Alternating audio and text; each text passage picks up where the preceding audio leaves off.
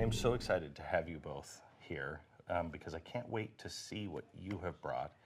I have some things, though, that I would like you to look at and tell me exactly what we have. We'd love to see them. And kind of compare notes a bit. I notice you're both wearing gloves and I don't have my gloves on. We wear them for paper. We don't wear them for paper, we wear them for everything else. Is that what you guys do? Mm-hmm. Okay, good. Where do you want to start? I think we could start with identification. It's something that makes a lot of immediate sense to people. One of the things that the Nazis were brilliant at doing is identifying themselves and using that identification and iconographic swastika, all of this messaging to scare people, intimidate people, and also do us versus them. But hang on just a second. May I take the German side of it to inspire people? I think with awe with and terror are related. Yes, they are. Hugo Boss, the designer of their uniforms, if they didn't turn it, well, I mean, the whole skull and crossbones thing on the hat probably should have said something, but if they didn't turn into who they were, those are nice looking uniforms. Right. Yeah. You know? Well, same thing with the swastika. The history of the swastika doesn't start in 1933. No. Rudyard Kipling was a big fan and very angry that it was taken away. That it was co-opted. Inside of old early flyers' nose cones, they used to sketch on their planes the swastika because it was a symbol of good luck until they would find old wrecks and they would be right in there. And it's co-optation. It reminds me of this. This is the Barbarossa. So this is the Barbarossa Memorial, and it represents victory after World War I, and it represents the veterans organizations. And the Nazis were brilliant. They co-opted it. They said, great, we support what we did in World War I. We support warfare. Mm-hmm. So let's just put a swastika on it, and now it'll look like our veterans support us. I mean, they were really masters at the use of symbol and at the turning of symbol for their own purposes. I think that also is tragic because if you were a Jewish person who fought in World War I, you thought you were protected, which that messaging seems to support, which we know through the lens of history was not true at all.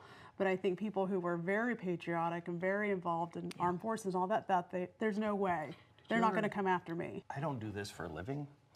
And just the stuff that I have seen and collected and passed on because I think it's too dark, I have nightmares at times. It's spooky. Yeah. How do you deal with this all the time? It's difficult. One way to deal with it is to kind of detach yourself, at least on a daily basis, from a lot of it, where you kind of package your emotional part and put it sort of to the side. And you're aware of the importance of getting this information out there because we want to make sure people don't forget this, that people know about this. Have you ever considered it's looking through the history books when you think you would have gotten out? Or would you have been one of them that would have ridden it all the way to the end?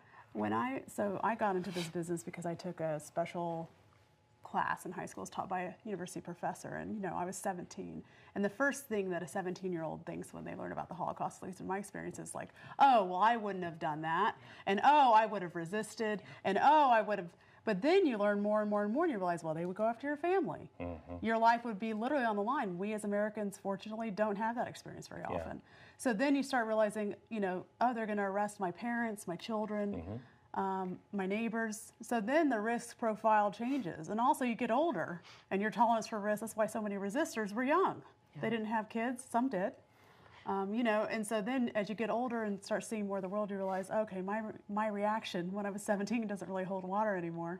You want to think that about yourself, but I don't know. Well, if they were coming after my family, I don't know what I would do. Have you read the book Defying Hitler? Yes. Okay, just finished it. Fantastic book. I have not read anything like that.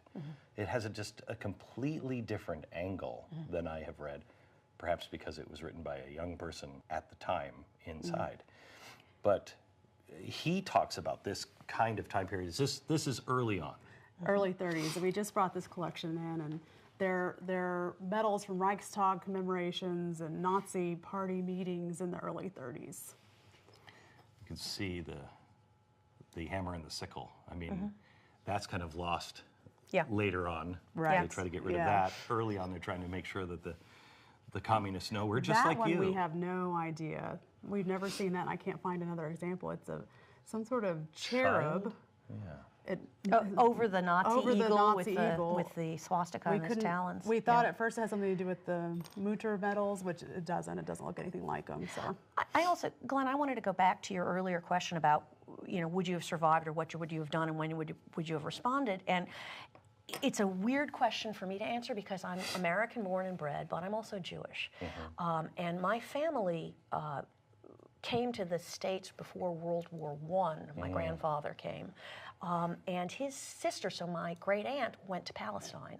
The rest of the family was destroyed. And we were just on a trip in Europe, and they died in the little rail town. Today it's Ukraine. It was Austria-Hungary when my family left. They were killed, shot in a forest there, and the others, we found their names, and they were deported to Belzec. So as an American, I think of Second Amendment rights. I think of freedoms to say what I want, do what I want, assemble with whom I want. And I always think, well, I would have fought. And the state of Israel exists today, too. So you say, I would have fought. But the short answer is you simply don't know. You just don't know. And you don't know when you're crazy and when you're reading too much into it. Exactly. You know what I mean? Yeah. People think, well, I would have seen this coming. No, you wouldn't have. because you know what you know now. You know what you know now. This Right. was a elegant uniform. Right. Yeah. You know what I mean? Right. Well, I think that's interesting when you think about, okay, let's talk about the Jewish perspective. It's different everywhere in Europe. What they knew, when they knew it, all of that is different. But then let's look at the German perspective. One of my favorite stories about a family that evolves is the Sophie Scholl story, where she's in the Deutsche Mädels, her brother's in the Hitler Youth. From the outside, they're everything a Nazi family should be. The parents are already early on saying, this doesn't seem right, this doesn't seem right. Euthanasia gets their attention. They start feeling concerned that things are going the wrong direction. Then their awareness rises and rises, and then the children end up resisting. But then their parents get hauled in. But it's a slower process than we think about, because we think of Yeah, that took the 10 invasion. years. Yeah, we think Yeah. the invasion of the Soviet Union, and bam, and we're off to the Right. races.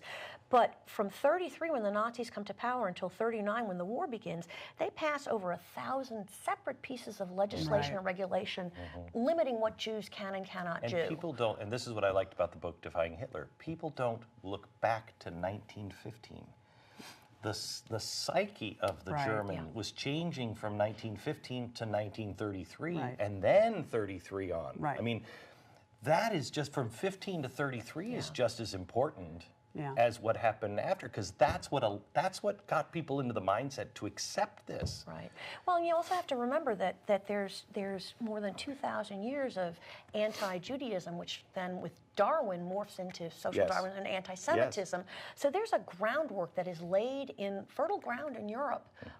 Hitler doesn't invent anything; he perfects things, but he Right. doesn't bring this. He dials allows this some to things up.